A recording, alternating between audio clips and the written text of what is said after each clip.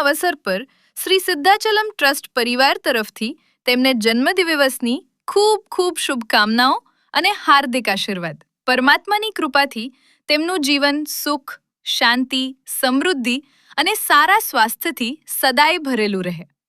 ચિંતુ, તમને જન્મદિવસની ખૂબ ખૂબ શુભકામનાઓ. જો આ વિડીયો તમને પસંદ આવ્યો હોય તો જરૂરથી લાઈક કરો, શેર કરો અને તમારા પરિવારજનો તથા મિત્રો સુધી પહોંચાડો.